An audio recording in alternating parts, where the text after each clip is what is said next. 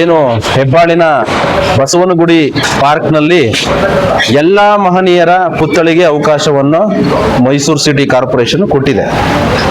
ಆದರೆ ಡಾಕ್ಟರ್ ಬಾಬಾ ಸಾಹೇಬ್ ಅಂಬೇಡ್ಕರ್ ಅವರ ಪುತ್ಥಳಿಗೆ ಅವಕಾಶವನ್ನು ಸಹ ಕೊಟ್ಟಿಲ್ಲದೆ ಏನು ಈ ಮಲತಾಯಿ ಧೋರಣೆಯನ್ನು ಮಾಡ್ತಾ ಇದೆ ಕಾರ್ಪೊರೇಷನ್ ಕಮಿಷನರ್ ಅವರಿಗೆ ನಾನು ನೇರವಾಗಿ ಹೇಳ್ತೇನೆ.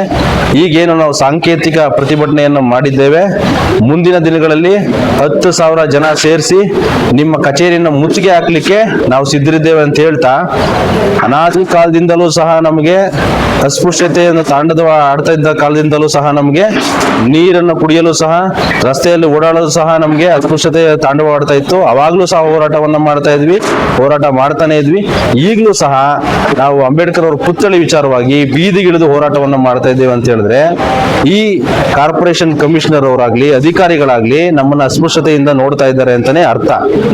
ಹಾಗಾಗಿ ಕಾರ್ಪೊರೇಷನ್ ಕಮಿಷನರ್ ಅವ್ರಿಗೆ ಎಚ್ಚರಿಕೆಯನ್ನ ಕೊಡ್ತೇನೆ, ಮುಂದಿನ ದಿನಗಳಲ್ಲಿ ದೊಡ್ಡ ಮಟ್ಟದಲ್ಲಿ ಹೋರಾಟವನ್ನು ಮಾಡ್ತೇವೆ. ಈ ಒಂದು ವಿಚಾರವನ್ನ ಇಡೀ ರಾಜ್ಯಾದ್ಯಂತ ಪ್ರಚಾರವನ್ನು ಮಾಡಿ, ರಾಜ್ಯಾದ್ಯಂತ ರಾಜ್ಯದಲ್ಲಿರುವಂತಹ ಎಲ್ಲ ನಮ್ಮ ದಲಿತ ಸಂಘಟನೆಗಳನ್ನ ಒಗ್ಗೂಡಿಸಿ ನಾವು ನಿಮ್ಮ ಕಚೇರಿಗೆ ಮುತ್ತಿಗೆ ಹಾಕುವಂತ ಕೆಲಸವನ್ನು ಮಾಡ್ತೇವೆ.